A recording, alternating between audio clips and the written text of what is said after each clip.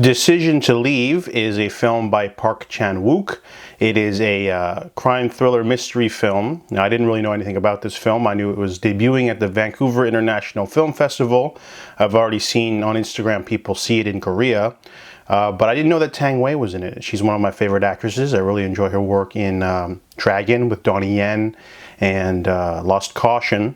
So this movie is about Detective Hae-il. He is an insomniac who is haunted by the unresolved cases he's unable to do. He lives in the big city with a wall of like all the different criminals he hasn't caught, and his visits his wife on weekends in Ipoh. So this latest case has him investigate a man who fell off of a mountain, an avid climber. However, he thinks there's something suspicious going on with that death, so he investigates the wife, Yi-seo Ray. She is a Chinese immigrant with a bit of a complicated past. So when he starts investigating her, he stakes out her house and gives him a sort of weird peace. He starts crossing some professional boundaries, a little bit invasive, and starts following her on his own time. And it ends up becoming something, they become intertwined as a sort of kindred spirit. So the movie has a lot of strong aspects going on. First off, I noticed the opening of the film was a little quick cut, almost like you're trying to get into his headspace because he's got insomnia. So the opening of the movie, the way it's shot, cut is really weird. And then the performances are amazing. You got Tang Wei, she's great. She's like a little bit of vulnerability, a little bit of mysteriousness. She's got this sort of otherworldly sort of thing going on where we're not 100% sure if she's innocent or not, and they really play up the cat and mouse psychological games. Park Hae-il is really good too. I've seen a lot of his films, but he's really great in this because he's like weary-eyed. He's not just a dogged detective with alcoholism. They're going for insomnia and other stuff like that.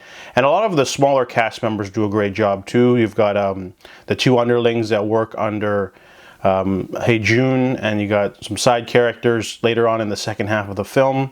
They each pitch in for a really good job. The tone of the film is really weird too because it's supposed to be like a mystery thriller in the vein of Basic Instinct.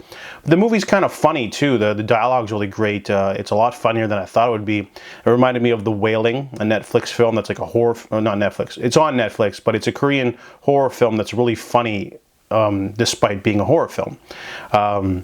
So the movie's plot sort of wanes down a little bit in the third act. There's a bit of some stuff going on that's a little murky. Some of the plot points aren't 100% smooth, and I thought the ending was a little predictable, but overall there's a lot of strong technical skill on display. It's nice to see that Park Chan-wook is still doing some experimentation. He uses snore cam in a chase scene and it doesn't work. However, in another chase scene, he uses a wide shot. Amazing cinematography, captures the chasing, the running from rooftop to rooftop. So it's nice to see him experimenting still.